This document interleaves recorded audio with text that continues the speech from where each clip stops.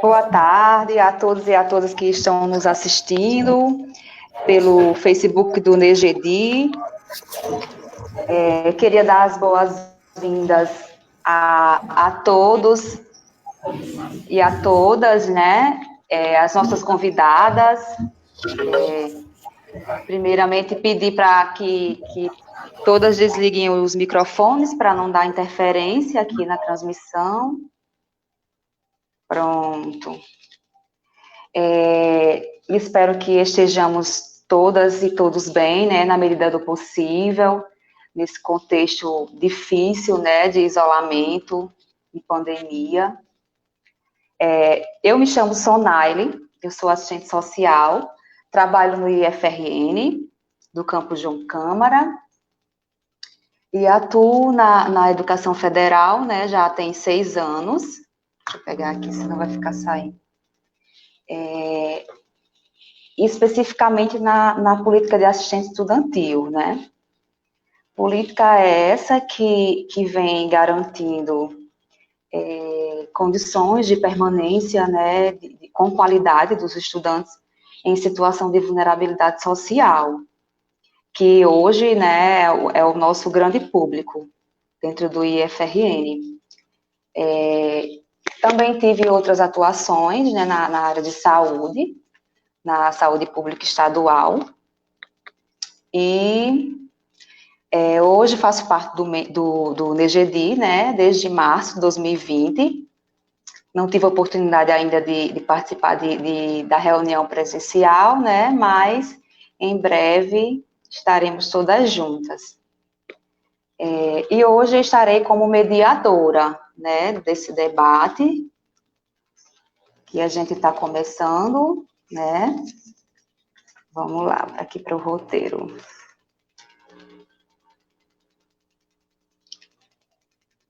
Pronto. Primeiro, né, a gente está aqui representando o NEGEDI, né, que é o Núcleo de Estudos e Pesquisas em Educação, Gênero e Diversidade, do IFRN, e essa atividade que a gente está fazendo hoje, né, esse bate-papo, se chama Quinta Feminista, e é uma atividade idealizada pelo NEGEDI, né, que teve início em 2019, como um espaço de formação e de debates, reflexões, né, sobre temas relacionados a gênero, etnia, raça e diversidade sexual. E sempre a gente está convidando, né, pesquisadores, militantes e profissionais das áreas específicas, né, dos debates, para estar aqui com a gente. Antes da pandemia, era realizada mensalmente no campus de Natal Central, e aí, esse mês específico, né, o mês de junho, a gente está com programação quinzenal, sempre às 17 horas, nos canais, né, de comunicação do NEGEDI, no caso via Facebook. Porém, em julho, vai retornar a frequência mensal, né, que através da transmissão pelo Facebook. Queria fazer também um pedido, né, para que todas e todos se inscrevam, né, sigam nossas páginas das redes sociais, tanto do Facebook quanto do Instagram. E aí o Instagram é @negedi_ifrn, para acompanhar, né, a programação, as divulgações que a gente sempre está fazendo por lá. Queria informar também que essa atividade que a gente está realizando vai emitir certificado, né, para quem estiver participando, né, na audiência, até os momentos finais. Aí vocês colocam o endereço do e-mail nos comentários, para que a gente possa depois enviar para o e-mail de vocês os certificados. Vamos lá. Hoje, né, o tema da nossa conversa, né, da nossa Quinta Feminista, é a feminização da pobreza e políticas sociais, né, onde serão abordados fatores, né, estruturais que vêm determinando a feminização da pobreza historicamente, né, do nosso país, os dados atuais, inclusive em tempos de pandemia, né, onde as desigualdades sociais tendem a se agravar. E também vai ser, né, colocado a importância das políticas sociais na vida das mulheres, sobretudo as mulheres, né, em situação de vulnerabilidade socioeconômica. E também, assim, hoje teremos, assim, o olhar das assistentes sociais, né, porque somos 4 hoje, né, as convidadas são todas assistentes sociais, e aí vai ter esse olhar, né, desse profissional, dessas profissionais, na verdade, a partir da sua atuação, da sua vivência profissional, visto sermos profissionais que historicamente ocupamos, né, a linha de frente das políticas sociais, seja na execução, no contato direto com as usuárias e os usuários, seja na elaboração, gerenciamento, avaliação das várias políticas, né, sociais de enfrentamento das muitas desigualdades sociais que a gente ainda, né, enfrenta. Dentre elas, a desigualdade de gênero, né, produzidas nessa sociabilidade capitalista. E também compreendendo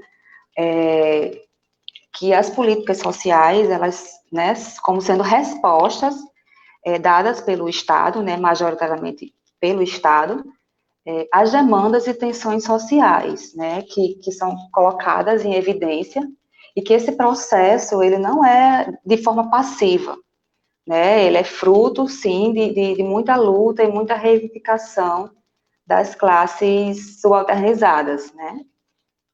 Então, a partir desse olhar, né, desse enfoque, que eu começo aqui a apresentar brevemente as convidadas, e aí cada uma depois pode, né, se apresentar melhor. Vamos ter aqui as convidadas, a Kelly Oliveira, né, a Kelly é assistente social, especialista em saúde materno-infantil e conselheira do Conselho Regional de Serviço Social, que é o CRES, né, do RN, e membro do NEGEDI, né, do nosso núcleo. A gente vai ter também Lívia Gomes, assistente social do IFRN também, né, Campus Nova Cruz, mestranda em Serviço Social FRN, conselheira do CRES, RN, e também integrante do NEGEDI. Teremos também Patrícia Lima, né, assistente social da Proteção Social Básica em Natal, mestranda em Serviço Social FRN, minto, né, passei aqui a linha e li a de Lívia, na verdade é de Patrícia, né, especialista em políticas públicas e conselheira do Conselho Municipal de Assistência Social de Natal. Não é isso, Patrícia? Pronto, é só explicando aqui a dinâmica, né, dessa conversa, a ordem das falas, né, a gente começa com Lívia, depois a Kelly e, por último, Patrícia, né, sempre lembrar de, depois que falar, né, desligar o microfone para não ter interferência na transmissão, e serão 20 minutos, né, de exposição para cada uma, e aí depois a gente abre para os comentários, né, que possam surgir na nossa transmissão, na live. E aí depois a gente faz umas considerações finais, né, em volta de 10 minutos para cada uma, e depois a gente vai encerrar, certo? Então, primeiramente, eu já falei do certificado, né? Ok, pronto. Então, eu passo a palavra para Lívia. A palavra, Lívia. Boa tarde, pessoal. Boa tarde a todas as meninas que estão aqui comigo hoje. Muito feliz de estar aqui com assistentes sociais. É reconfortante, tranquilizador estar aqui com profissionais como vocês, profissionais de luta, profissionais que a gente conhece, que sabe da vivência, que sabe da experiência. Estou realmente muito feliz, espero também dar conta do recado. E é isso, Sonali já me apresentou, né? Eu só queria falar que eu estou no NEGED desde 2019, me aproximei do grupo também por causa do meu projeto, do mestrado, né? A minha dissertação, que é sobre gênero, é sobre mulheres na educação profissional e tecnológica. E desde então eu venho participando do núcleo, participando das reuniões e compondo, né, essa equipe nas mobilizações, nas formações. E eu espero continuar ainda por um bom tempo. Então, gente, fiquei com essa tarefa de introduzir, de começar, né, a discussão. Vou tentar ser breve na medida do possível para não estourar meu tempo, certo? E passar alguns conceitos básicos, né, para vocês. Então, o tema da nossa live é a feminização da pobreza, né, e as políticas sociais. A gente pensou nessa temática também por entender como está o nosso cenário atual, né? Um cenário de sucateamento do SUS, um cenário de regressão dos direitos sociais, de congelamento dos gastos sociais, de destruição das políticas de proteção social, de falta de recurso, e com um governo ultra neoliberal, neofascista, que pratica uma necropolítica e está pouco preocupado, né, com a classe trabalhadora, pouco preocupado com os impactos da pandemia na classe trabalhadora, porque na concepção 30 mil pouco importa se for para salvar a economia, né? Então, eu acho que nesse contexto, falar da proteção social, da seguridade social, das políticas sociais, já é um grande desafio, né? Que eu não vou falar muito, porque já tem nossa amiga Kelly que vai explicar um pouquinho mais. E a gente aliou a essa temática também o gênero, a feminização da pobreza, né? Porque é uma coisa que a gente sabe, vai debater que a pobreza ela tem raça, ela tem gênero, ela, apesar de diversa, heterogênea, ela possui certas especificidades. A gente sabe que a classe trabalhadora, né, e essa classe que é subalternizada, que é pauperizada, ela possui características, né, em comum. Então, por isso que a gente escolheu falar dessa feminização da pobreza e as políticas sociais. Então, eu vou começar rapidinho falando, bem brevemente, certo? Sobre um histórico das políticas sociais. Sol já falou, né? Sonaile, que a gente chama carinhosamente de Sol. Sonaile já começou a falar das políticas sociais como essa resposta do Estado, né, às necessidades sociais da população, né, e de uma maneira bem geral mesmo, um conceito bem geral é isso, a política social, ela visa fazer esse atendimento das necessidades sociais da população, visa promover um bem-estar social, né? E elas vão surgir junto com o sistema capitalista, que é o nosso sistema que hoje, né, é o dominante, é o que predomina no mundo inteiro, é um sistema baseado na propriedade privada, na riqueza também privada, né, no enriquecimento, na acumulação de riqueza e na venda da força de trabalho, né? O trabalhador hoje vende a sua força de trabalho em troca de um salário, né? E o empregador, o burguês, ele compra a força de trabalho desse trabalhador. Então, essa também é a base do sistema capitalista. Então, quando ele surgiu, também o Estado, né, sentiu a necessidade, houve a necessidade de intervir, né, uma intervenção mais forte do Estado na economia e no mercado para garantir a proteção social desses indivíduos, até para que o sistema pudesse funcionar, porque a partir do momento em que os trabalhadores eles não tinham condições mínimas de sobrevivência, eles não poderiam consumir e vender a sua força de trabalho. Então, aí o sistema ele não funciona. Então, também é funcional, né, essas políticas para fazer o sistema funcionar, né, fazer o capitalismo funcionar.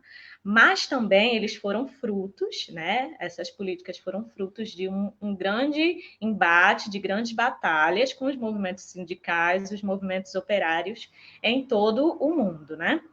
Então, a gente tem rapidamente, né, o surgimento do capitalismo, que precariza as condições de vida do trabalhador, a intervenção do Estado e a garantia dessa proteção social materializada em políticas sociais, que se deu início na Europa, que foi o berço da industrialização, né? E a gente teve várias leis nesse período. A gente teve o keynesianismo, que é o estado de bem-estar social, que foi aplicado também na Europa, né, que propunha uma forte intervenção do Estado na economia para manter o pleno emprego, né, e o controle da inflação. E a partir da crise, né, de 1929, 1930 em diante, essas políticas sociais passaram a ser mais estarem mais em evidência, né? Também pela luta organizada dos movimentos operários a partir do século XIX já, né? Dos movimentos sindicais e de todos os movimentos que começaram a reivindicar essa liberdade, essa igualdade. E aqui no Brasil, a gente tem, em 1923, a Lei Eloy Chaves, que estabelece as caixas de aposentadoria e pensões, que foi uma das primeiras iniciativas, né, na área das políticas públicas sociais. A gente tem a Era Vargas, e a partir de 1960 que a gente tem uma proteção social mais expandida, né, garantida pelo Estado, e essa proteção ela vai sendo ampliada a partir de 1960, e aí em 1988 a gente tem a Constituição Federal, né, que estabelece uma série de direitos, e a partir da Constituição Federal a gente tem o SUS, né, em 1988, e aí a gente começa pelo menos legitimamente, pelo menos na base, na carta da lei, né, ter a garantia da proteção social, da seguridade social para a classe trabalhadora. Né? E somente em 2005 a gente tem um Sistema Único de Assistência Social, o SUAS. Mas isso aí eu vou deixar mais para as meninas debaterem um pouco mais. E a partir de então, né, dessa não uma abertura, né, dessa progressão, dessa ampliação das políticas sociais, né, que a gente consegue garantir, o Estado consegue garantir os mínimos sociais. Porém, a maioria dessas políticas não funciona como deveria, nunca funcionou, e agora estão num estado pior ainda, né? num estado de destruição e de sucateamento maior ainda, né? E aonde entram as mulheres nisso, né? As mulheres são as grandes beneficiárias de muitas políticas sociais, uma delas é o Bolsa Família, né, que é o maior programa de distribuição de renda do nosso país, e as mulheres são as principais responsáveis e recebedoras dessas políticas sociais, e como na maioria das vezes também são chefes de família, são as mulheres que muitas vezes procuram os aparelhos de proteção social, procuram esses órgãos, né? Esses centros de apoio para conseguir, de alguma forma, garantir essa assistência social, certo? Então, depois a gente pode discutir um pouco mais, e eu vou também deixar que as meninas também vão ter as contribuições delas. Eu vou agora me focar na questão da feminização da pobreza, né? Então, por que esse termo, feminização da pobreza?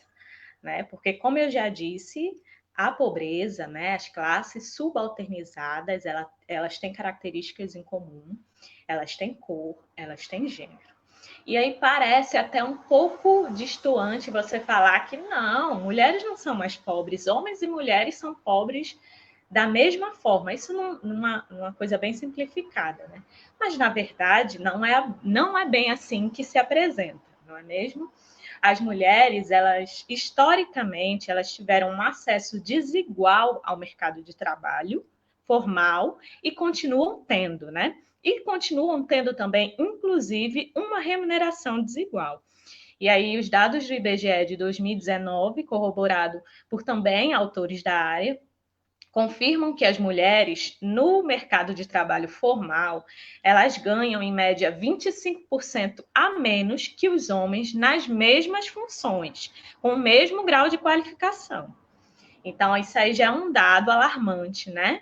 Porque elas ganham esse valor menor simplesmente por serem mulheres.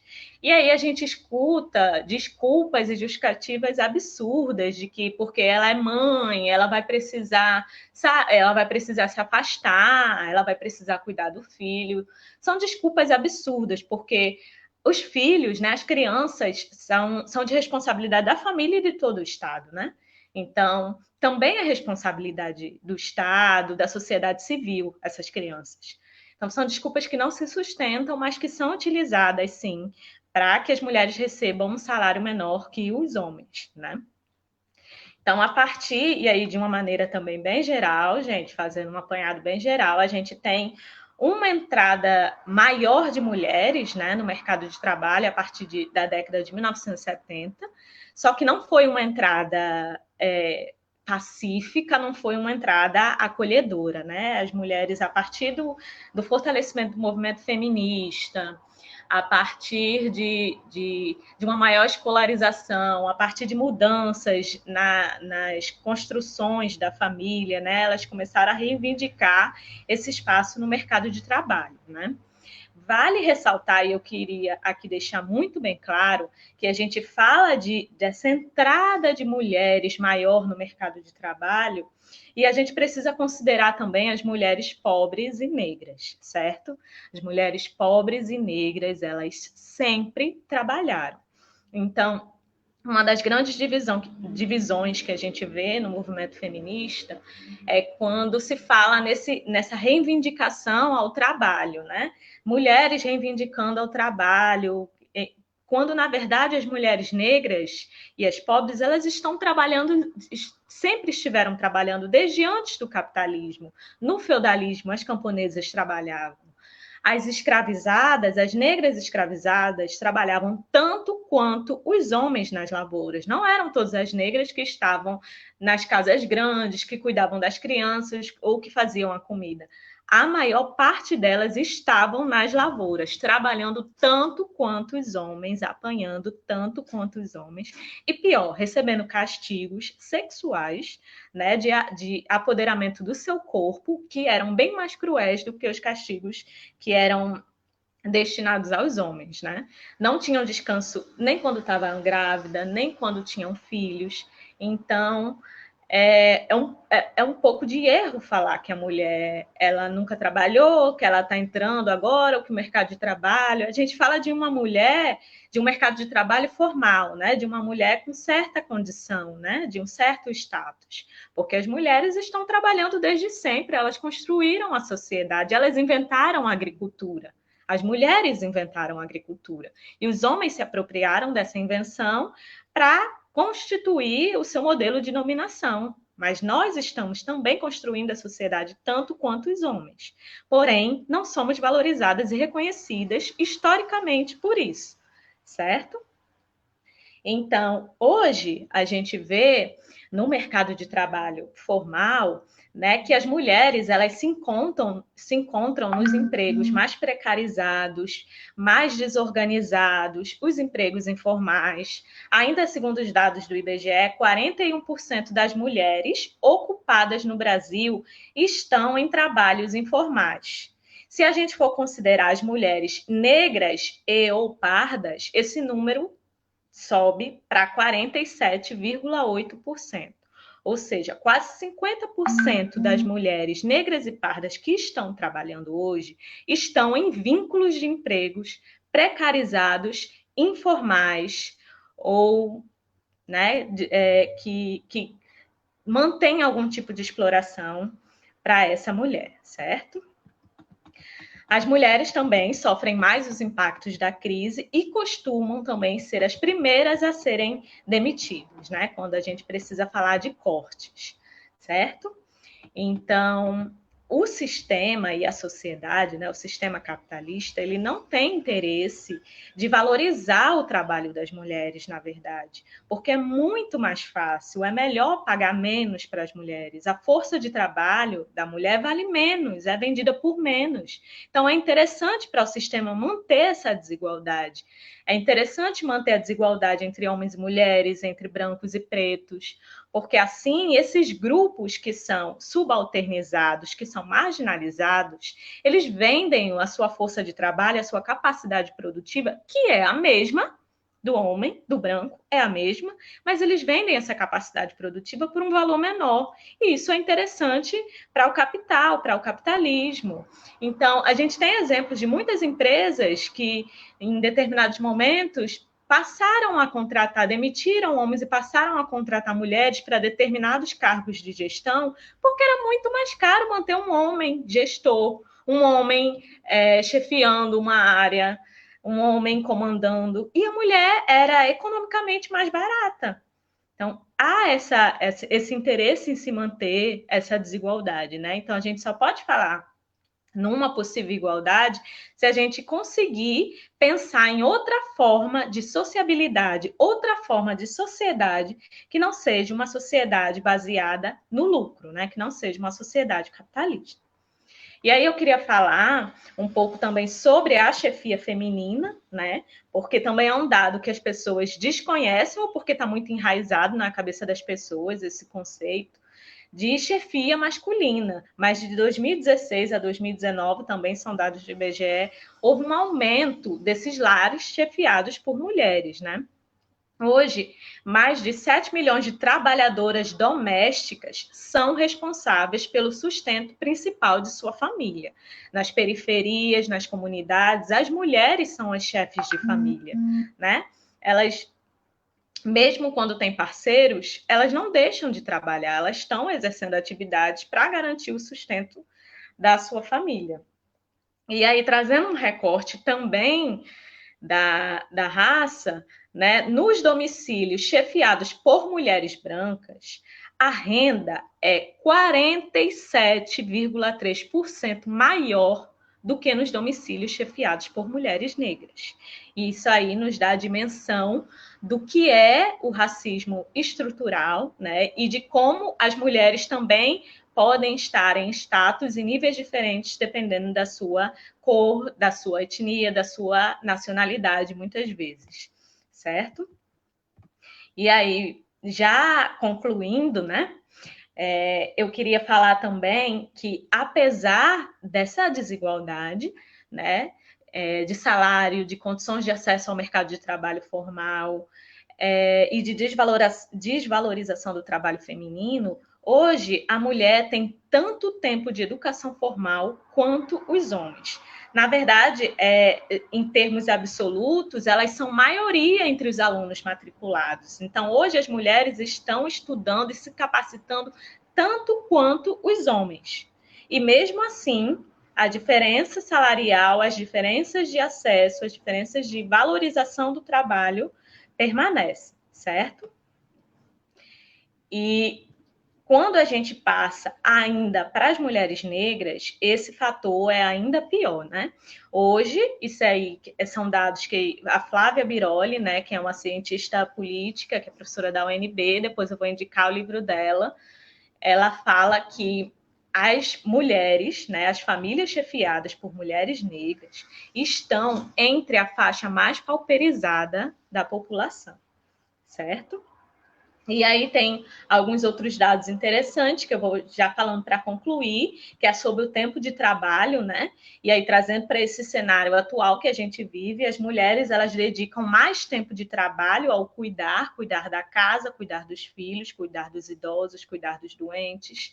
Elas trabalham em média por semana com os afazeres domésticos e de cuidar 18,5 horas, enquanto os homens trabalham 10,3 horas semanais nessas atividades domésticas. Então, nesse sentido, elas têm menos direito, têm menos tempo para o descanso, para o lazer, para refletir, para a vida social, para se organizar politicamente, né? Isso acaba dando uma vantagem para o homem que tem mais tempo para uma vida pública, e a mulher, como fica atolada de coisas, tem que dar conta da vida dela e muitas vezes da vida de outras pessoas, ela não consegue concorrer igualmente com um homem, certo? E hoje, o que a gente vê nesse cenário de pandemia é que as mulheres, elas continuam na linha de frente, né? Elas estão em profissões de cuidar, porque historicamente a nossa mentalidade patriarcal, a nossa mentalidade machista, colocou que a mulher é responsável pelo cuidado da casa, os cuidados com as crianças, com os doentes, com os idosos, e inclusive com o marido também, né? Então, hoje elas estão nessas profissões ligadas a cuidados e serviços e compõem a linha de frente de combate à pandemia, né? Hoje, 85% dos trabalhadores que são enfermeiros, enfermeiras ou técnicos de enfermagem ou técnicas são mulheres. 85%. 85% dos cuidadores e cuidadores de idosos são mulheres. E todas essas atividades, né, a gente tem também uma grande quantidade de mulheres na linha de frente da assistência social, né, no SUS, e todas essas atividades, elas vão impactar na vida dessa mulher que não teve como não trabalhar durante a pandemia. E chega em casa, ela ainda precisa dar conta dos afazeres domésticos, das tarefas domésticas, dos filhos, do cuidar dos filhos, né? O fato do cuidar ser algo feminino é que levou as mulheres a essas profissões, né? De pedagogia, assistente social também, de enfermagem. E são profissões que, além de tudo, são mal remuneradas, são profissões desvalorizadas. E são desvalorizadas porque são majoritariamente femininas, certo? A partir do momento que as mulheres ocuparam essas profissões, elas começaram a se tornar desvalorizadas. Então, a gente tem ainda um dado, né, sobre as empregadas domésticas, que 92% das empregadas domésticas, né, são mulheres hoje. E dessas, 3,9 milhões são mulheres negras.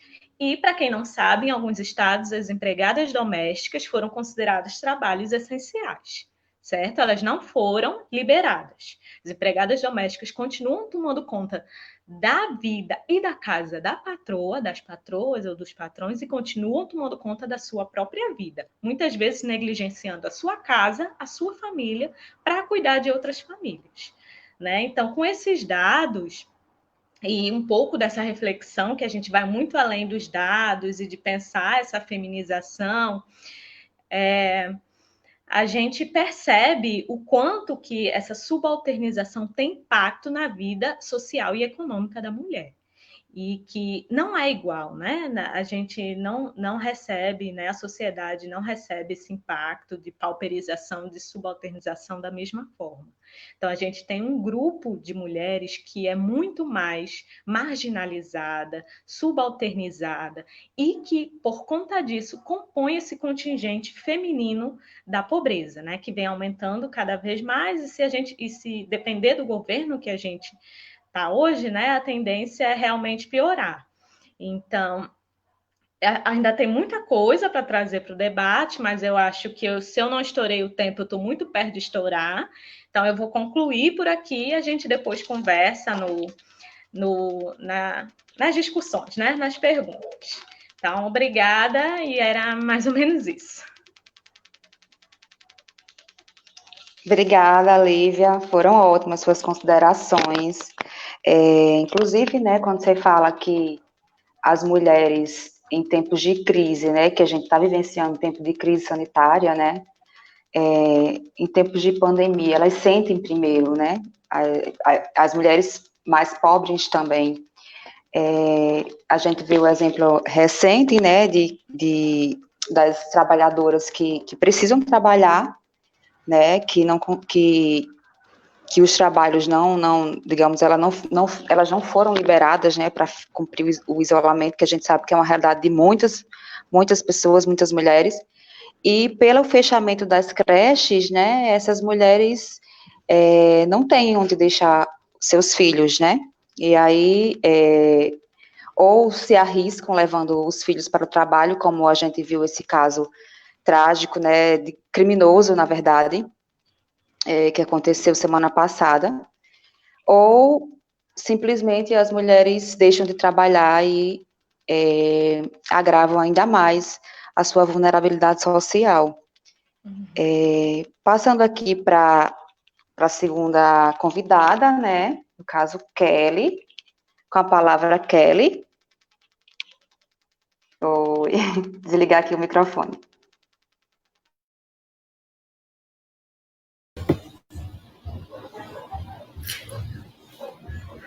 Olá, gente, boa tarde a todos e todas aqui presentes. Inicio agradecendo o convite, né, do NGD, esse núcleo tão importante e tão fortalecedor aqui no Estado, que vem travando a batalha das ideias política dentro dos campos, né, do IFRN e também para fora. Queria saudar também as minhas colegas aqui presentes, né, são profissionais que são referências para mim também, então é bem importante para mim estar participando desse espaço, contribuindo também junto com elas, e queria também saudar quem está acompanhando essa live, né, e saudar, sobretudo, os trabalhadores e as trabalhadoras que estão presentes na linha de frente do enfrentamento à Covid-19, né, nesse cenário, sobretudo as mulheres também que estão nesse espaço, né, fortalecendo o SUS, fortalecendo as políticas sociais e também pensando em outro tipo de cuidado, né, então queria saudar todos e todas e iniciar minha fala falando um pouco desse contexto, né, que a gente está vivenciando, um contexto que é de bastante incerteza, né, insegurança também. Muitos e muitos tiveram sua dinâmica de vida alterada, suas relações, né, sociais foram alteradas ao longo desses meses. Assim, é um momento histórico, né, que nunca nenhum outro de nós vivenciamos. Então, esse momento que a gente vai ter a capacidade, né, e tem que ter a capacidade de estar analisando e estar intervindo, né, por isso que é necessário essas reflexões da gente estar pensando hoje para estar atuando, né, e enfrentando os desafios que permeiam esse processo, assim. Então, a gente está vivenciando uma crise sanitária, política e econômica que, sobretudo, né, vem sendo agravada, isso precisa ser demarcado, por um governo genocida e neofascista, né, um governo que vem há muito tempo flertando com ideias fascistas, né, e isso vem sendo reproduzido pela sua base de apoio, né, então isso precisa ser apontado também, porque muitos e muitos estão sofrendo rebatimentos desse tipo de política, né, que está sendo implementado no Brasil hoje, e isso precisa ser demarcado, né, então é um governo, sobretudo, também negacionista, né, que nega as principais medidas de recomendação da Organização Mundial da Saúde, no caso, o isolamento social, né, que vem colocando também, enquanto opção, não vem colocando opção, na verdade, né, vem colocando opção genocida, uma opção que não consegue dar respostas concretas para a realidade do povo brasileiro hoje, né, então esse contexto de pandemia, a eficácia do isolamento, né, ele perpassa essencialmente por uma luta política, né, a luta da sobrevivência, sobretudo, sobrevivência dos nossos, né, sobrevivência da classe trabalhadora do povo brasileiro, assim. Então, sem possibilidade, por exemplo, de emprego e renda, a gente sabe que cai a eficácia do isolamento social e, sobretudo, aumenta a disseminação, né, do Covid-19, né? As pessoas não podem ser responsabilizadas por um processo de contaminação simplesmente, né, do nada, né? As garantias para essa, né, para a população permanecer em isolamento social, em quarentena, precisam ser garantidas, e isso é papel do Estado, né, papel desse governo. Então, quando a gente pensa, por exemplo, esse processo, né, de quarentena, né, de isolamento social, quem é que tem essa possibilidade hoje nesse cenário, né, sobretudo pensando as comunidades periféricas, né, que estamos muitos e muitos inseridos, né, sem acesso à garantia de renda e direitos, dificilmente o isolamento social ele é garantido, né, e aí é importante colocar que quando a gente está falando, né, dos dados recentes da Covid-19, sobretudo aqui em Natal, a gente percebe uma disseminação do vírus muito mais forte nas comunidades pobres, né, e periféricas, né, os dados mais recentes mostram um índice alarmante desse processo de contágio, né, nas comunidades populares, sobretudo na Zona Norte, né, o Nossa Senhora da Apresentação, por exemplo, é um dos bairros, né, de Natal onde tem uma incidência muito forte já da contaminação do Covid. E isso é fruto também de uma política que não está sendo direcionada para esse tipo de população, né, para a população que está nesses espaços e que não tem possibilidade de manter o seu isolamento social, assim. E hoje eu estava verificando alguns dados para estar trazendo aqui para as nossas reflexões. Hoje, por exemplo, o Brasil, ele atingiu o recorde, né, mas de 40 mil mortes, né, pelo novo coronavírus, nessa quinta-feira, assim, e a gente precisa problematizar, né, esses dados, porque não são somente números, né, são vidas, são trabalhadoras, são mulheres, né, então, você pensar para um país, né, que ainda nem entrou na fase do pico, você já ter 40 mil mortes, isso é muito significativo, isso precisa ser problematizado, né, porque as pessoas estão perdendo as suas vidas e isso precisa ser apontado também, né, então, esses dados, inclusive, que eu estou trazendo para vocês, são dados que foram elaborados por 6 veículos de comunicação que se uniram, né, para estar coletando esses dados junto às secretarias estaduais, né, dos municípios, porque o governo genocida, como eu mesmo apontei no início da fala, está restringindo esse acesso, né? Então, até a transparência nesses dados está sendo colocado para debaixo do tapete. Isso é muito problemático, né? Porque quando a gente vai avaliar a nível global, né, a nível mundial, se ter uma transparência, né, dentro desses dados, e isso é necessário para se pensar, inclusive, medidas, né, eficazes no combate e na disseminação do Covid-19 na vida das pessoas. Então, nesse contexto de pandemia, sobretudo, intensificam-se as expressões de desigualdade, né, a questão social. Se a gente pensar, por exemplo, do ponto de vista, né, da estrutura do capitalismo, a gente sabe qual vai ser a classe, né, mais atingida dentro desse processo, né, e, sobretudo, quem serão os sujeitos mais atingidos. Assim, não existe, né, a falácia da democratização do Covid-19, né, o Covid-19 atinge a todos e todas, a gente sabe que não é bem assim, né, que não, a gente sabe quais serão os sujeitos, né, e, sobretudo, mais atingidos, né, serão os negros e negras, serão as mulheres negras também, inclusive a primeira pessoa que perdeu a sua vida foi uma empregada doméstica, né, então, advém também um forte processo de exploração e precarização desse trabalho no meio da pandemia, né? Então, a gente precisa considerar, dentro desses aspectos, né, os elementos de gênero, raça e etnia, para a gente estar pensando, inclusive, soluções dentro desse processo, né? E aí, diante das inúmeras expressões de desigualdade, a gente, por exemplo, verificado o aumento, né, do desemprego, assim, a intensificação da pobreza, e aí quando eu estou falando em pobreza, eu não estou falando somente em renda, né, estou falando em pobreza em um sentido amplo, né, no acesso à educação também, no acesso à cultura e a lazer, né, então a pobreza vai além da condição única e exclusivamente material, né, então a gente percebe a intensificação desse processo diverso de pobreza, assim, da classe trabalhadora, né, intensa precarização do trabalho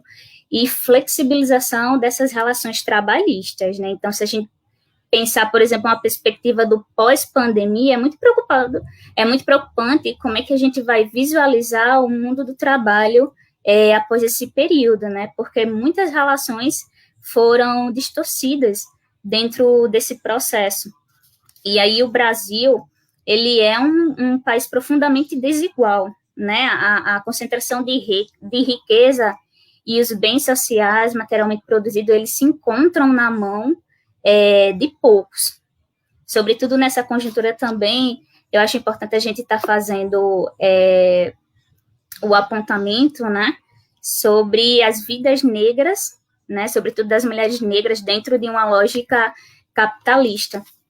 E aí tem eu me recordo muito de uma frase, né, da Djamila Ribeiro, dentro do livro que ela aponta, né, que tem medo do feminismo. esse livro, ela traz uma frase que é desse jeito, assim: quando algumas pessoas refazem a mensagem "vidas negras importam", para toda a vida importa, elas não entendem o problema, ainda que sua mensagem não seja falsa.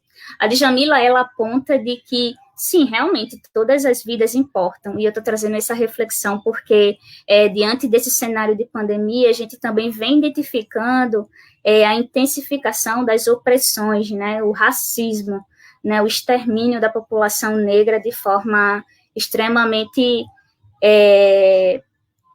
preocupante, né, e intensificada também, né. Então, quando a Djamila traz esse apontamento, ela coloca, né, que é verdade, sim, que todas as vidas negras importam, mas a grande questão, né, a questão central desse debate, né, é que o mais importante é nomear as vidas que não importam, né, e que estão lutando para importar de forma que merecem, né. Então, esse debate também vem para a gente refletir um pouco sobre essa conjuntura, né.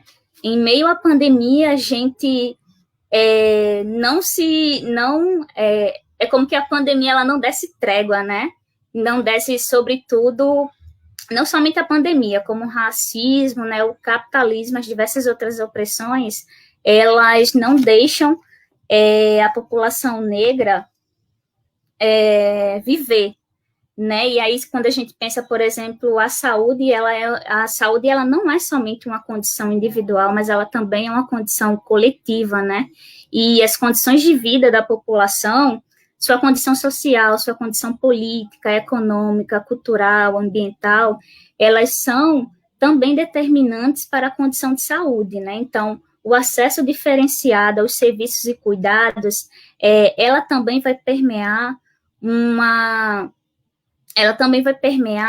e resulta das desigualdades sociais, né? Isso que muitas vezes vai definir o acesso a determinadas políticas, né? Então, o racismo, ele perpassa, né, essa condição conjuntural da desigualdade.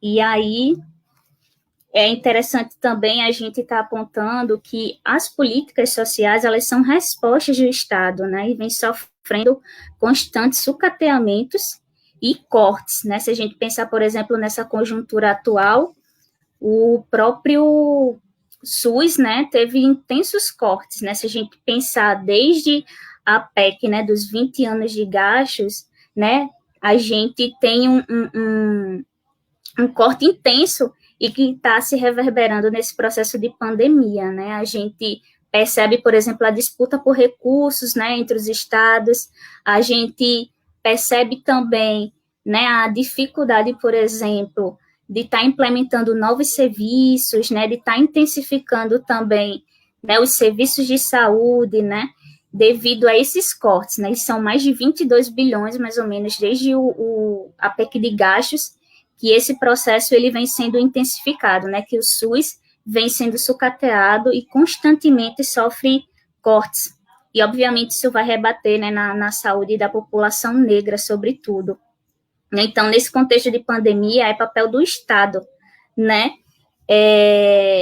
tá dando condições dignas, né, tá pensando políticas, né, que realmente efetivem a sua dimensão social, assim. Então, essa pandemia, ela vem colocando em evidência qual o papel do Estado, né, qual os serviços ofertados, né, a gente percebe, por exemplo, que em outros países do mundo, os governos lidam diferentemente, né, com esse processo de pandemia, assim. Então, é um governo genocida, né, um governo realmente que não se importa com a vida do povo brasileiro e, sobretudo, o que está sendo colocado, né, que tem sido muito mencionado, é o auxílio emergencial, né, um auxílio onde a população, sobretudo as mulheres, também vem enfrentando, né, desafios para estar acessando esse benefício, né.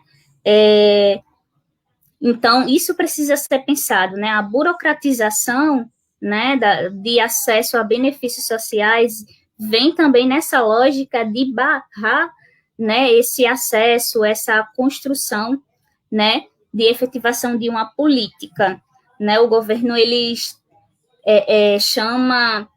diz que existe mais ou menos 38 milhões de invisíveis, né? Mas a gente sabe muito bem que esses 38 milhões, eles não são invisíveis.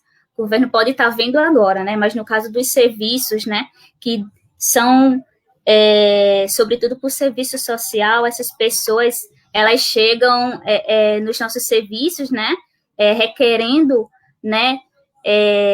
Das políticas sociais respostas cotidianas, né? Para esses processos, assim. Então, é bem necessário a gente estar pensando também como é que a gente faz enfrentamento a esse governo, né?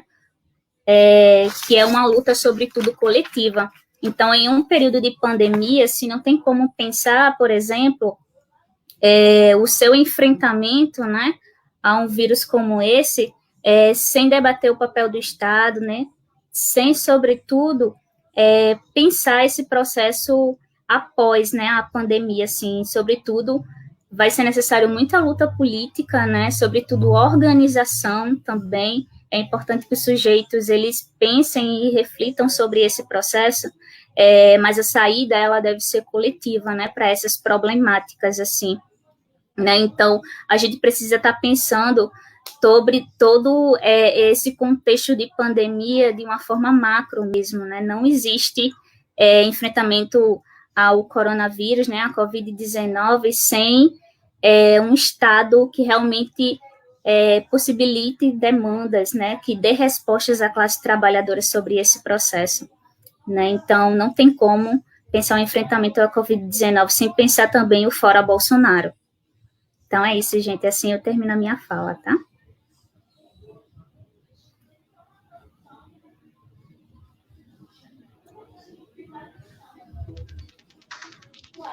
Obrigada, Kelly.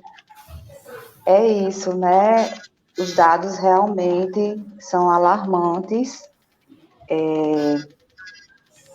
Com relação ao auxílio emergencial, né, que você falou agora por último, Kelly, não é à toa, né, que a mobilização pela aprovação desse projeto, né, do auxílio emergencial, que vale também ressaltar que foi fruto de muita mobilização, né, que não foi dado de graça pelo governo. Na verdade, o governo nem queria dar um valor muito baixo, né, de R$200, e aí toda a oposição e também cobrado, né, pela população, conseguimos aprovar, e não é à toa que as mulheres, né, as mães solos ou as mães chefes de família tiveram direito a 2 cotas, né, do auxílio, justamente por estarem na condição de vulnerabilidade maior, né?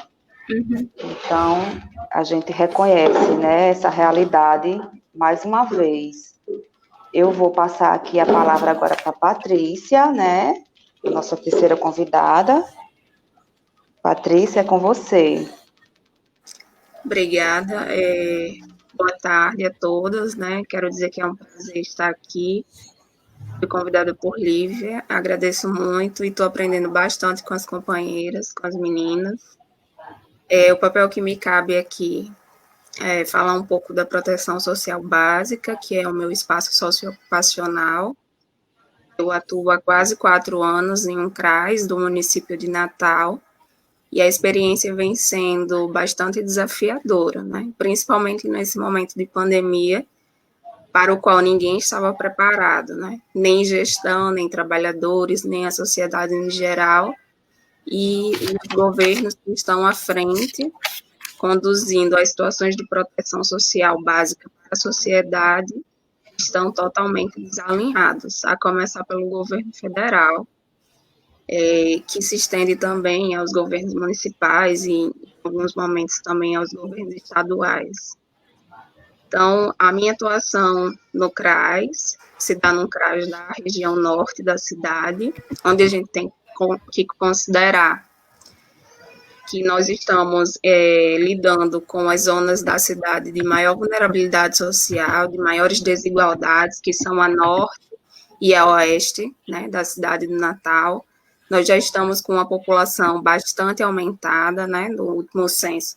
nós já tínhamos mais de 900 mil habitantes, e essas populações mais vulneráveis, mais pauperizadas, se encontram, em sua maioria, na região norte e na região oeste, que são as maiores beneficiárias também, por exemplo, do programa Bolsa Família.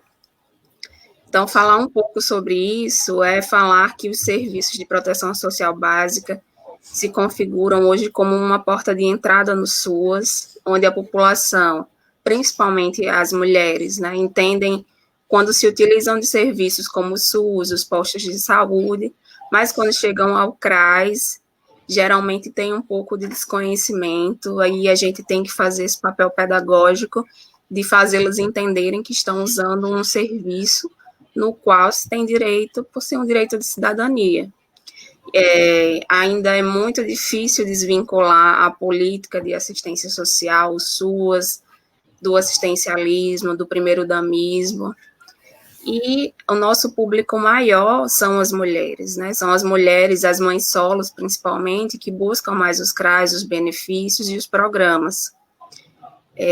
Se a gente considerar hoje, a partir da ótica do local onde eu atuo, a maioria das mulheres que estão em acompanhamento familiar, pelo principal serviço do CRAS, que é o Serviço de Proteção Integral à Família, o PAIF, são mulheres, mães solos.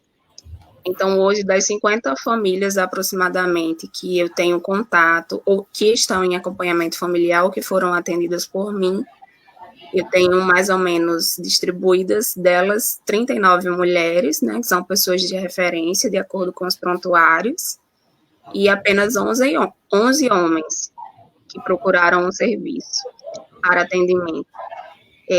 Essas famílias, elas estão um pouco divididas entre famílias chefiadas por mulheres e também famílias unipessoais, né? Então, as mulheres, parte delas, além de chefiarem as famílias, dar conta da casa, do trabalho doméstico, da sobrevivência, da educação dos filhos, elas também se dividem todas as outras tarefas, né?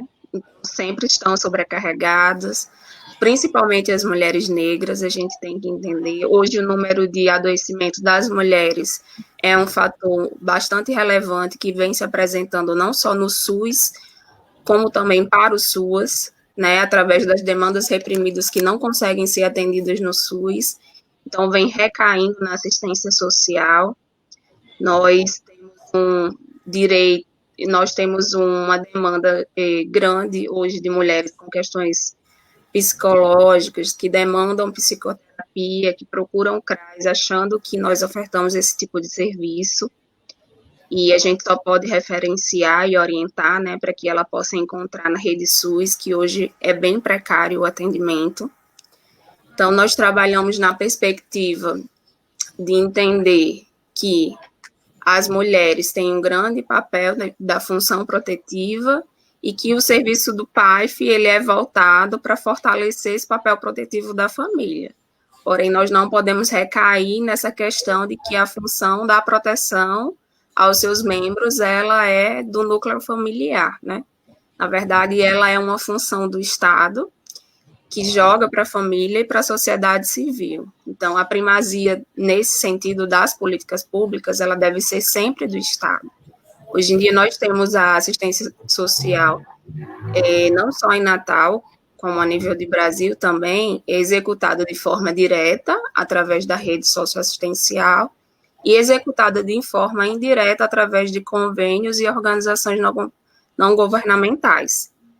Né? E aí o recurso do SUAS, ele é disputado, né? Os recursos do SUAS no âmbito federal, que são transferidos fundo a fundo, no âmbito municipal e no âmbito estadual, que vem começando o cofinanciamento agora, recentemente, né? Muito recentemente, há longos anos que a gente não conseguia obter recursos estaduais.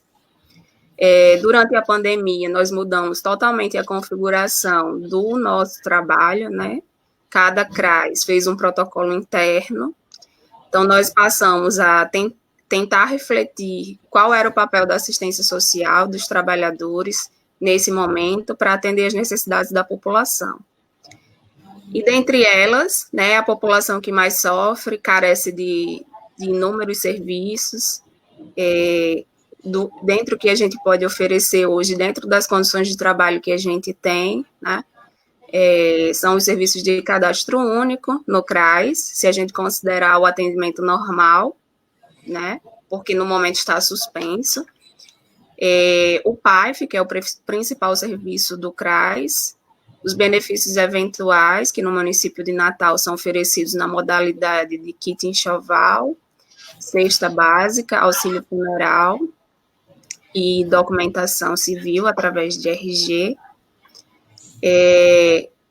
A premissa do cadastro único, ela é conhecer para incluir. Então, o cadastro único, como uma das colegas colocou, como a maioria das políticas públicas, elas são voltadas para as mulheres. Então, preferencialmente, a pessoa de referência do cadastro único é uma mulher acima de 16 anos para receber a entrevista, para responder a entrevista.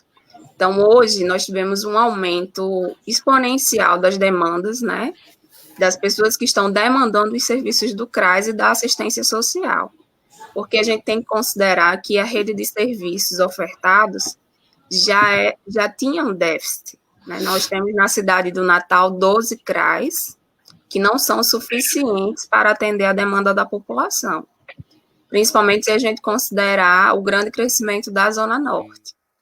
Então, a gente tem ainda demandas reprimidas, tem uma grande divisão de território para os trabalhadores atenderem, né? A gente atende com uma premissa baseada na territorialização, assim como as unidades de estratégia de saúde da família, e buscando um atendimento de funcionamento da rede, a gente tem uma grande interlocução com os serviços do SUS, com as unidades básicas, com as equipes de estratégia da família, algumas vezes com os NASFs, né, para poder referenciar as pessoas que nós atendemos. E dentro desse serviço de rede, nós podemos considerar que Natal, apesar de ter uma rede de assistência social minimamente construída, de acordo com a tipificação, né, serviços de proteção social básica e especial, que são divididos em média e alta complexidade, nós tivemos alguns avanços na construção dessa rede, mas ainda nós temos muitas fragilidades pela carência de financiamento. A assistência social, infelizmente, é uma política que não tem recursos assegurados em lei, então, o financiamento da assistência, ela fica ao prazer do gestor, de quanto ele quer investir, né? E aí, a depender de quem esteja sentando na cadeira governamental, a gente vê que ela não é uma prioridade para a gestão, muitas vezes, né? E serve até para a questão de troca de favores, para política de forma mal executada. Não é à toa que a gente tem, desde o governo Temer, um retorno do primeiro-damismo a nível de Brasil, né, quando a sua esposa foi assumir papéis à frente do programa Criança Feliz, por exemplo. E essa realidade não é tão distante da gente, né? Ela está bem próxima, cada vez mais próxima, não é uma realidade apenas dos serviços de assistência dos interiores. E é uma realidade que faz com que a gente, que é a trabalhadora do SUAS, ou trabalhador, tenha que ter uma capacidade criativa muito maior, porque a gente tem que ter um papel pedagógico, uma atitude política com esses usuários e usuárias que frequentam os serviços, de fazê-los entender que a assistência social não é uma caridade, não é uma benesse do governo. Ela é um direito do cidadão, ela está assegurada em lei, ela é jovem, né, o SUS é jovem, mas a gente tem que fazer a defesa da política para que ela seja executada da forma como deve ser. Eu não sei quanto tempo eu ainda tenho, eu queria pedir à mediadora para me orientar nisso, e gostaria de falar um pouco sobre o auxílio emergencial, né? Nesse período de Oi, pandemia. Patrícia. Pode falar. Ainda tem um tempinho, viu? Você ainda tem, na verdade, perto de 10 minutos. Muito obrigada. Nesse período da pandemia, né, em que a gente tem que defender a vida acima dos lucros, e a gente tem que falar o óbvio. Falar o óbvio hoje é dizer que A gente precisa defender o isolamento social para que a gente possa salvar vidas, né? A prioridade agora é a saúde coletiva, a prioridade agora é fazer as pessoas entenderem que o distanciamento social ele é extremamente necessário, porque a gente está se aproximando muito do pico da pandemia, e nós temos uma carência imensa, que já era uma carência anterior, de leitos SUS, né, de serviços de proteção para a população. E aí, quando eu falo de carência, como o Kelly colocou, a gente não se refere estritamente à pobreza absoluta, né, que é a falta da renda, que hoje é uma das grandes dificuldades que a população natalense brasileira enfrenta. A insegurança de renda, que se desdobra em falta de acesso a serviços, a bens, alimentação, que é a principal necessidade humana, né, a principal e a primeira necessidade. Então, hoje, muito mais pessoas procuram os CRAs em busca de cesta básica, por exemplo.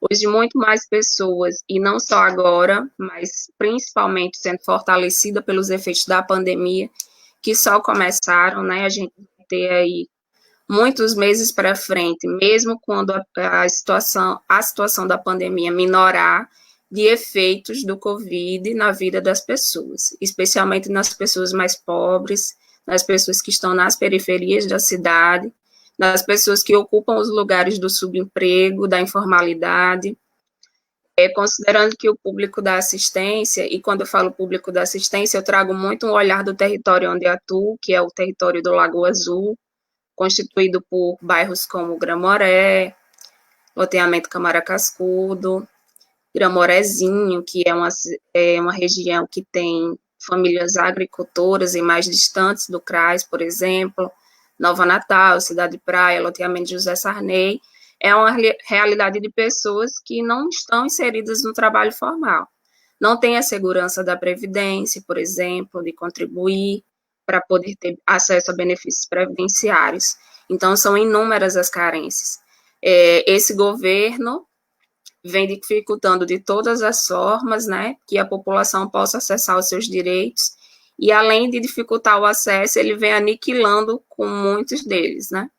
Não é deste governo, né, mas essa construção já começou anteriormente, que as pessoas têm dificuldade, por exemplo, de acessar benefícios previdenciários, que a gente atende uma população que não compreende bem a questão dos benefícios previdenciários e do benefício assistencial, que é o BPC, e de que muitas vezes contribuiu na sua vida laboral 15 anos, 10 anos, e depois não pôde mais contribuir, foi acometido por alguma doença, não pôde mais trabalhar, não pôde mais pagar, nem trabalhar de carteira assinada, nem pagar a Previdência através de contribuição individual, e aí a população que depende da assistência social vai aumentando. Né, a informalidade através dos trabalhos como Uber Eats e todos esses aplicativos que hoje a gente tem à disposição para pedir alimentos, que precarizam tanto a vida das pessoas com vínculos desprotegidos, né? A flexibilização das relações trabalhistas, a insegurança do trabalho e da proteção, a falta de emprego leva as pessoas a, nesse período da pandemia, lutar pela sobrevivência da sua família, acima da questão da saúde coletiva, colocando a sua vida em risco. Então, a gente tem que compreender quando a gente fala, a população ela não está cumprindo isolamento social. Quais são as condições que o governo federal, estadual e o municipal colocou à disposição dessas famílias? Né? São os benefícios, quais são as garantias para que ela fique em casa, para que ela possa alimentar seus membros, para que ela possa, para além da sobrevivência, e para além da sobrevivência, né?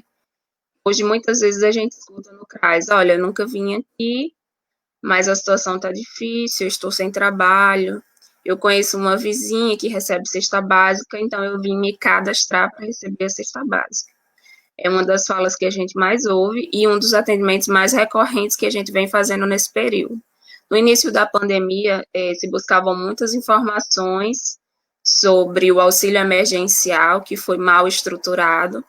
Esse valor, como a colega colocou, se a depender da proposta do governo, era de R$200. Então, a gente sabe que não atende a nenhuma necessidade da família esse valor. Se o de R$600 não atende, que salde 200, né? A gente tem muitas mudanças da primeira parcela do benefício para a segunda. Muitas famílias que receberam um valor maior na primeira parcela tiveram um decréscimo e até suspensão do pagamento, tanto do Bolsa Família quanto do auxílio emergencial. Então, são demandas que chegam ao CRAS e são poucas as respostas que a gente tem para dar, tendo em vista que há pouca transparência nos processos executados pelo governo federal nesse sentido, e que eles foram adaptando ao longo do processo o número de inscritos. Existem pessoas que estão com a situação do benefício em análise há mais de 30 dias. Então, você imagine o que é uma família que está sem renda, no meio da pandemia, tentando ficar em casa, né, ou não, precisar sair para lutar pela sua sobrevivência, já que todos os serviços, digamos assim, da cidade, que muitas pessoas trabalhavam com coleta de recicláveis, pastorando carros, muitas mulheres dependiam de diárias, poucas delas têm vínculo formal em emprego de trabalho. Então, a gente tem que entender que hoje as pessoas estão lutando cada vez mais pela sua sobrevivência. E essa luta, ela recai muito fortemente sobre as mulheres, né? Como eu falei, as mães solos, que não têm os seus parceiros nos lares, nem para dividir o trabalho doméstico, nem o cuidado com as crianças, nem a sobrevivência da família. Principalmente as mulheres negras, né? Onde a gente sabe que muitas vezes vivenciam opressões e situações de mulheres brancas, por exemplo. O racismo, ele é muito forte, não só na sociedade, mas também nas instituições. Então, é preciso que a gente entenda e faça um recorte dentro das políticas públicas, do SUAS e do SUS, do atendimento diferenciado que tem mulheres brancas e mulheres negras. Por exemplo, hoje a gente atende nos CRAs muitas gestantes que chegam para a gente já a partir dos 8 meses em busca do benefício eventual de kit enxoval. E entender que essa mulher é uma possível, pela cor da sua pele, pode ser uma possível vítima de violência obstétrica, e orientar sobre isso é muito importante. A gente tem que ter um olhar voltado para a assistência, que é o trabalho que a gente executa, mas a gente tem que ter um olhar em rede, a gente tem que conseguir fazer o recorte, né, de gênero, de raça, e poder contribuir de uma forma ética, sem esquecer de que essa família, essa mulher ou esse usuário precisa conhecer um pouco sobre de que formas ele pode desenvolver sua autonomia para combater racismo institucional, por exemplo. De que forma as mulheres devem estar informadas sobre o que configura uma situação de violência obstétrica quando ela está na maternidade, ou quando ela está fazendo seu pré-natal na atenção básica. Então, nosso papel hoje, ele é muito de orientação social, ele tem uma dimensão pedagógica. Estar na proteção social básica é muito desafiador, porque às vezes, até em conversas com os colegas, a gente sente que está meio que enxugando gelo, né? Parece que a política ela é configurada ou desconfigurada, né, da sua essência, para não funcionar mesmo, para deixar as pessoas dependentes, para deixar com que as pessoas dependam cada vez mais de benefícios socioassistenciais e assim possam garantir no futuro, nas eleições, os votos daquelas pessoas, daqueles governantes que estão fazendo concessões, né? Então, nosso papel político é muito importante com a população que a gente atende, que a gente atua. Entender que nesse período da pandemia a violência contra a mulher aumentou, né? Porque a gente sabe que conviver diretamente numa situação de isolamento para algumas mulheres e crianças também, crianças e adolescentes com o seu abusador, um momento bastante delicado. Então, é importante a gente reforçar às mulheres que elas não estão sozinhas, que os serviços estão funcionando, que o 180 está à disposição das mulheres para as denúncias, que as DEANs estão abertas, né? Hoje é muito mais difícil, por exemplo, uma mulher sair para um serviço socioassistencial se ela tiver a sua vida controlada por um homem agressor, ou ela conseguir denunciar por telefone, por exemplo. E lembrar também o papel que nos cabe nesse processo, né? Às vezes a gente atende mulheres que sofrem violência e acha que esse processo ele vai ser rapidamente resolvido. Cada mulher ela vai ter um tempo, né? Muitas vezes ela não consegue se perceber dentro de um ciclo, de um relacionamento abusivo, ou às vezes ela acredita que o relacionamento ou a violência se configura apenas com as violências físicas, né?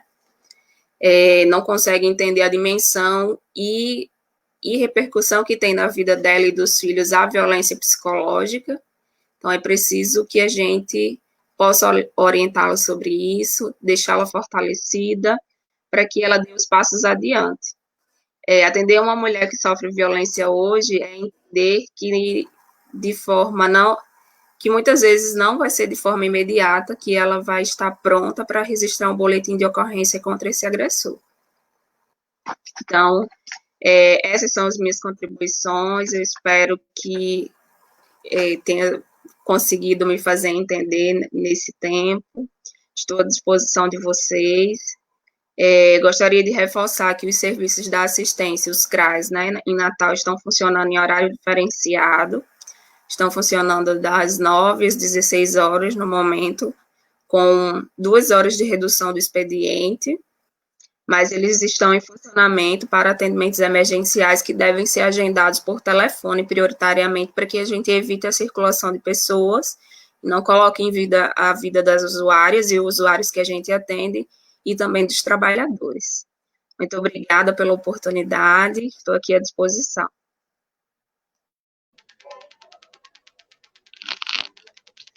Obrigada, Patrícia.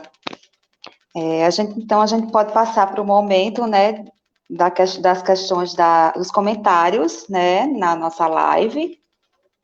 Eu vou passar aqui rapidinho, para a gente ver quem é que está interagindo, se tem alguma pergunta, né. Muito boa, Patrícia, suas colocações, né, saber um pouco da sua atuação na Zona Norte, né, na área norte de Natal, e com relação a esse dado, né, de sempre saber que a grande maioria do público é de mulher, né, são mulheres que procuram os CRAs, os programas, né, de assistência social. E uma questão também que você colocou, que essas políticas, né, as políticas sociais, elas precisam, né, a gente precisa reivindicar que as políticas sejam em rede, né, sejam integrais, porque não adianta só, digamos, só a assistência social estar ali com os benefícios, com os programas, se a saúde está um caos, se a saúde está precarizada, se a educação está precarizada, porque tudo é em rede, né, todas as coisas contribuem, todas as políticas, todas as áreas contribuem para que as pessoas tenham realmente um bem-estar, né, bem-estar social. Então, vamos olhar aqui o chat, e aí vocês também já vão se preparando para as considerações finais, né, para a gente já seguir para o encerramento. Agradecer, né, aqui a audiência desse público, né, na grande maioria mulheres, reafirmando aqui que a gente vai disponibilizar certificado, né, é importante vocês colocarem o endereço do e-mail nos comentários para que a gente possa estar enviando depois, certo?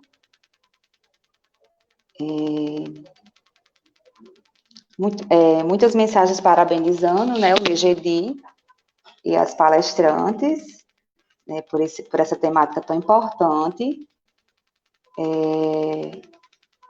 Colega Daniel Valença pede para comentar sobre o reflexo das desigualdades de classe, sexo e étnico-raciais na pandemia, que foi bem pontuado, né, pelas colegas, principalmente pela colega Kelly, e que a proporção de vítimas de Covid-19 entre Zona Norte e Zona Sul, por exemplo, é de 3 por 1. Muitas pessoas parabenizando. Aline Mouras, nossa colega do IFRN, né, ela destaca que essa desigualdade, né, de gênero serve também para manter a força de trabalho de maneira geral barata, como foi colocado muito bem pela colega Lívia, né?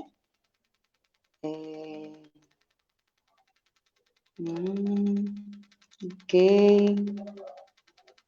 Né, a Aline Moura também pontua que nós, assistentes sociais, por sermos também uma profissão, né, majoritariamente feminina, sofremos também, né, essa questão da desvalorização, né, da profissão. Isso, muitos elogios.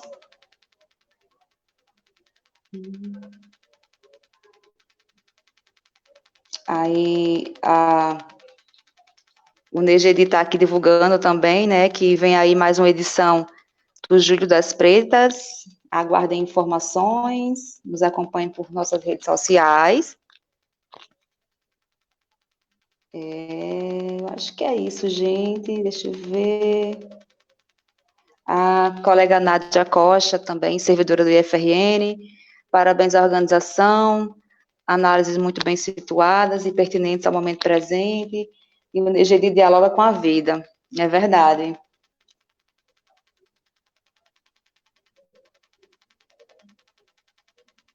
Esse é o momento também para que alguém que tenha alguma contribuição, alguma dúvida.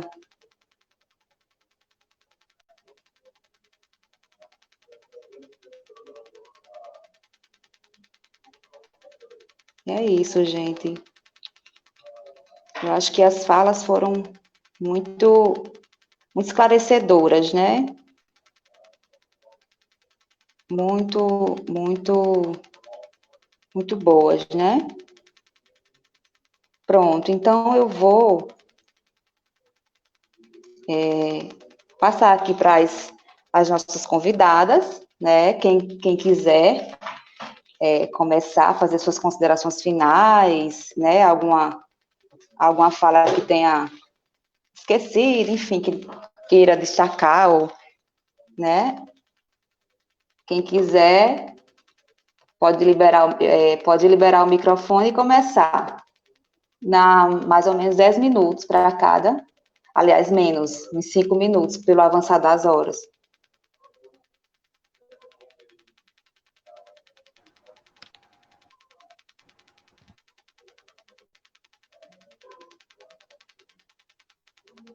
Quem?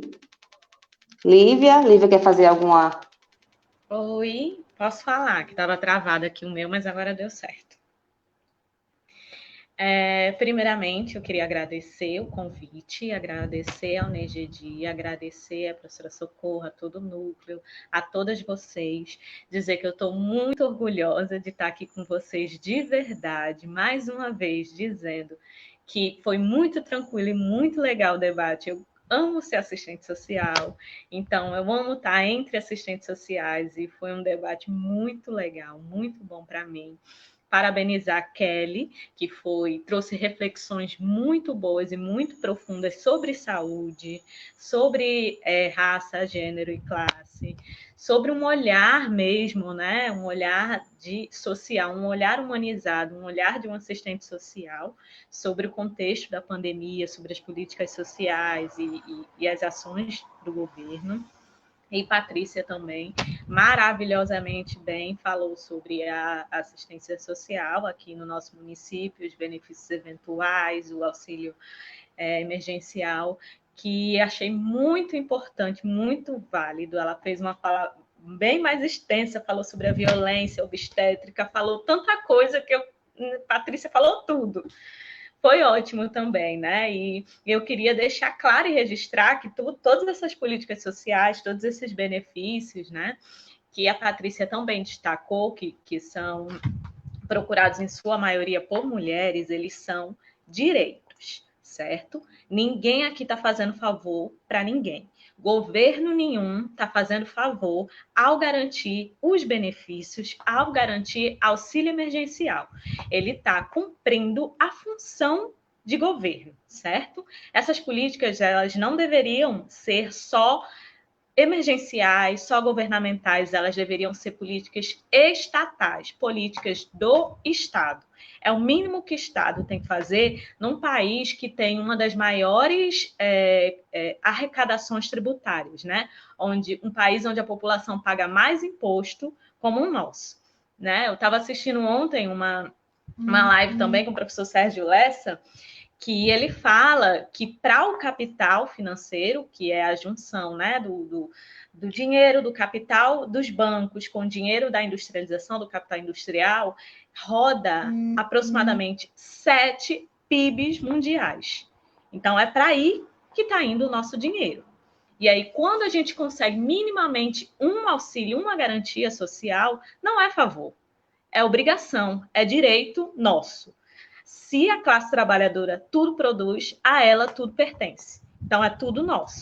Eu queria também destacar isso. E, por fim, só queria mostrar, eu separei alguns livros aqui, mas eu vou ser bem rapidinha, certo? Angela Davis, claro. Mulheres, Raça e Classe. Importantíssima. Silvia Federici, O Caliban e a Bruxa. Também é uma leitura que eu não consigo... agora eu consigo. Maravilhosa. E Safiotti, né? Que aqui eu tenho o livro Gênero, Patriarcado e Violência.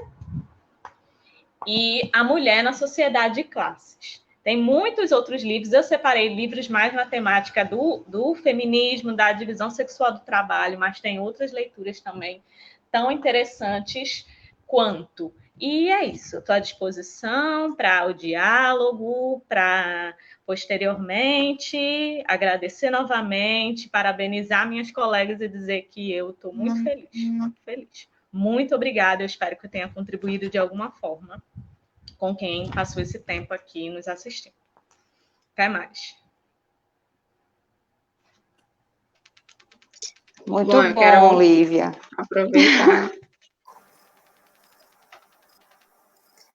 Se me permite aproveitar o ensejo, né, para também deixar uma contribuição para as colegas que estão acompanhando, a todas, mas principalmente às assistentes sociais, da sériezinha que o Cefes produz, né, série Assistente Social no Combate ao Preconceito. São 4 ou 5 livrinhos, são 5 livrinhos, na verdade, bem fininhos, e esse traz sobre o racismo, né, que é necessário, muito necessário a gente entender, e nós estamos com um debate forte agora, né, depois do que aconteceu nos Estados Unidos, parece que deu um start aqui no Brasil, né, um novo start e um olhar para as vidas negras que estão sendo ceifadas dia a dia. Não à toa, né, a gente teve, de forma noticiada, internacionalmente, a morte daquele negro, do George Floyd, por um policial e por outros que ficaram assistindo, mas em seguida no Brasil nós tivemos aqui a morte de uma criança, né, dentro do trabalho da sua mãe, lamentavelmente. Nós tivemos essa semana a morte de outra criança negra, uma criança de 4 anos assassinada na sua própria festa de aniversário. Então, falar de vidas negras importam, é entender que isso acontece no Brasil todos os dias, é entender que as pessoas da periferia e as pessoas que trazem consigo na sua pele a ancestralidade africana sofrem essas opressões dia a dia, que não se tratam de números, se tratam de nomes, que os dados do Covid, que o governo está querendo não deixar transparente, que já eram subnotificados, né? Que infelizmente já chegam perto dos 40 mil mortos pela irresponsabilidade de quem está ocupando a cadeira presidencial. E agora estamos surpreendidos com a falta de transparência, né? Com a quebra do direito à informação desses dados. E, em grande parte, não se restringem a mortes, né, de pessoas de classe mais abastadas, de pessoas ricas, né? De fato, o Covid já chegou há muito tempo na periferia e já vem ceifando vidas, né? Já vem deixando famílias com a dor da perda. Então, quando chega na periferia, a gente tem que entender que são pessoas que não têm acesso aos mínimos sociais. São pessoas que sequer, muitas vezes, dispõem de banheiro dentro de suas casas, que muitas vezes não dispõem de água potável ou água na torneira de casa para poder higienizar suas mãos, e não dispõem do mínimo para sua sobrevivência, que essa responsabilidade não é da sociedade civil, essa responsabilidade é do governo, é do Estado, né, que tem que garantir a proteção social, tem que garantir os direitos de cidadania, por mais que eles estejam sendo aniquilados, mas eles ainda existem. A gente ainda tem um sistema de seguridade social garantido na Constituição Federal, por mais que muitos tentem desconfigurar a Constituição Federal e rasgá-la dia a dia. Então, a nossa luta ela é diária, ela é por um SUS digno, de qualidade, universal, equânime, ela é por um SUS que funcione. Muita gente só está entendendo a importância do SUS agora, muita gente só está entendendo que mesmo com dinheiro para pagar plano de saúde, é o SUS que está salvando as vidas, são os trabalhadores do SUS que estão se sacrificando, mesmo desvalorizados, mesmo sendo mal pagos, são os trabalhadores da assistência social, que foi configurado como serviço essencial dentro das normativas, né, do Poder Municipal e do Poder Executivo Federal, que estão na linha de frente da pandemia. É a saúde, é a segurança pública, é a assistência social, são os trabalhadores que trabalham na limpeza pública, que estão sustentando esse país e colocando sua vida em risco, né? São os trabalhadores da assistência, do SUS, da segurança, que estão trabalhando com EPIs não certificados, que estão trabalhando com máscaras de pano, que estão lidando com a desvalorização profissional, com os baixos salários, com o congelamento, com tudo isso que faz com que os profissionais também adoeçam. Então, nós não vamos permitir morrer nem de fome, nem de Covid. E a nossa defesa pelos sistemas de segurança social, pela proteção básica, pelo SUS de qualidade, pelo SUS que funcione, e por recursos para manter esses serviços, ela tem que ser diária. A população que a gente atende, as mulheres, os homens, as crianças e adolescentes precisam entender e defender junto com a gente as políticas públicas. É isso, agradeço o convite, foi um espaço muito enriquecedor para mim, foi minha primeira live, estou um pouquinho nervosa, mas fora Bolsonaro, fora Mourão e fora todos os fascistas que aqui estão. Muito bom, Patrícia. Antes de passar para a Kelly, né, quero reforçar, né, que o que a colega Lívia falou, que o auxílio emergencial, ele é fruto de muita mobilização, né, e não é a favor de governo algum, né, é uma medida de proteção social que qualquer país, ele precisa ter, né, para com o seu povo, ainda mais em tempos de pandemia. E o SUS também, né, que é um momento que o SUS está em evidência, né, o Sistema Único de Saúde, também é fruto de muita mobilização, de muita luta, de muita reivindicação, porque antes não existia, né, o SUS, antes de 88, então, se o SUS existe, porque foi resultado de muita mobilização, muita luta dos profissionais, da população, para que ele se constituísse. Então, é isso, é como a Patrícia falou, que a gente precisa estar sempre na luta pela ampliação das políticas sociais, né? Seja ela da saúde, seja ela da educação, seja da assistência social, enfim. Eu quero passar agora a palavra para a Kelly, né, que vai fazer as considerações.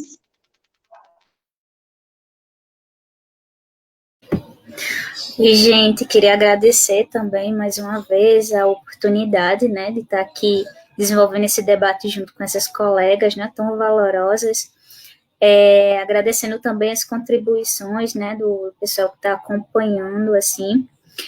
Então, é uma conjuntura extremamente difícil, né, que estamos vivenciando, mas uma conjuntura que tem saídas também, e a saída é coletiva e é defender a vida do povo, né, a gente não pode deixar esses números, assim, se estenderem, né, não pode aguardar que vidas, né, sejam ceifadas, né, isso é papel do Estado. Inclusive, vou trazer uma reflexão, né, uma frase que é do Sérgio Arouca, onde ele coloca assim: saúde não é só ausência de doença, é mais. É um bem social, é o direito ao trabalho, ao salário digno, é o direito à água, à vestimenta, à educação. Então, um direito, ele não surge do nada, né? Uma política pública, ela não é demandada do nada, ela é fruto de luta, né, de resistência de muitos e muitas, né? Então, ela parte, né, de uma necessidade, e, sobretudo, necessidades históricas, né, da população brasileira vem sendo cotidianamente negada nesse governo, assim, né? Então, é necessário refletir, né? É necessário dialogar, inclusive, sobre essa realidade, né? Porque não está chegando a todos e todas. Se a gente pensar, por exemplo, um auxílio emergencial que foi possivelmente apontado, sim, a necessidade de outras parcelas serem apontadas, mas isso foi apontado de boca, né? Não existe ainda estabelecido em lei, né, como foi o auxílio inicialmente, e não há também a possibilidade de se manter esse valor, né? A proposta que foi possivelmente apontada é da redução desse valor, e você pergunta, né, como é que uma família, né, de 6 pessoas conseguem ser sustentada com 200, 300 reais mensais em um período de pandemia, assim. Então é necessário a gente refletir e sobre esse momento, né, que é um momento único, e quando ele passar, diversas pessoas não estarão mais aqui para estar fazendo, né, para estar vivenciando e sabendo o todo desse processo, né. Então é mais do que necessário a gente estar, sim, né, defendendo um sistema único de saúde, né, um sistema que, inclusive, é o que está na linha de frente, né, combatendo o Covid-19, né? Esse enfrentamento não vai perpassar por aspectos meramente privados, né, por serviços privados, né, são os serviços públicos, né, é o Estado que pode dar respostas à população nesse período de pandemia e tem esse dever, né, é dever do Estado, né, como mesmo é colocado no artigo 196 da Constituição de 1988, saúde é um direito de todos e dever do Estado. Então, é direito, né, é dever do Estado tá garantindo, sobretudo, o acesso a essas políticas, assim. Então, é isso, eu termino agradecendo também, queria fazer 2 indicações também de leitura para a gente continuar os nossos aprofundamentos, os nossos debates, né, que uma delas é Quem Tem Medo do Feminismo Negro, da Djamila Ribeiro, e também tem um texto muito bom de uma colega, que o título é Desigualdades Sociais, Questão Social e Políticas Públicas, da Simone Jesus Guimarães, né, ela faz esse debate, né, histórico, né, da constituição das desigualdades sociais no Brasil, né, traz alguns elementos das políticas públicas, né, e do papel do Estado, né, nesse processo, assim. Se o Estado não conseguir dar essas respostas, não é a população individualmente que tem essa capacidade, né? Então, é preciso refletir sobre esse processo, sobre essa conjuntura, assim, é preciso defender a vida dos trabalhadores e das trabalhadoras, assim, a vida das mulheres, né? Então, um grande abraço e todos e todas, tá, gente?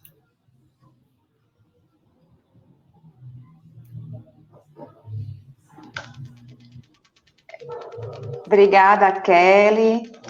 Agradecer a todas as nossas convidadas. Muito bom mesmo esse momento de formação, reflexão, né?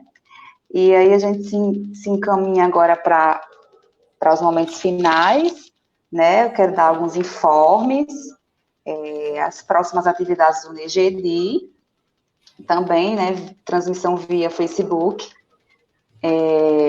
Dia 25 de junho, né, ocorre a próxima Quinta Feminista, que terá como tema Mulheres e Autocuidados na Pandemia. E logo após, né, no dia depois, na sexta, 26 de junho, ocorre também um outro momento de formação e debate, que é o Café com Diversidade, que vem trazendo como tema gênero, raça e classe. Reforçar também, né, mais uma vez, que vocês sigam as nossas páginas nas redes sociais, aqui no Facebook e também no Instagram. O Instagram do NEGEDI é @NEGEDI_FRN, né?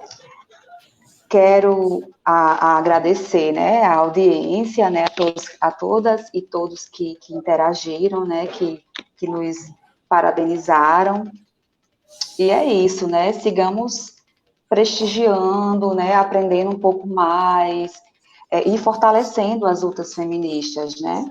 E também reivindicando políticas sociais que tragam vida digna para todos, né? Sobretudo para as mulheres.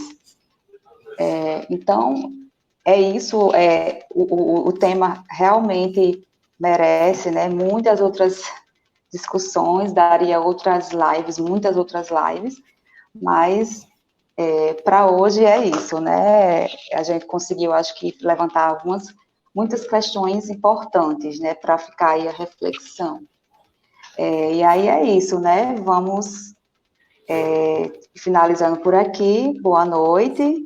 E fiquem em casa, juntas contra o Covid-19, vidas negras importam, sim, fora Bolsonaro, fora Mourão e fora toda essa corja de fascistas que não querem que o povo tenha vida digna nesse país. É isso. Tchau.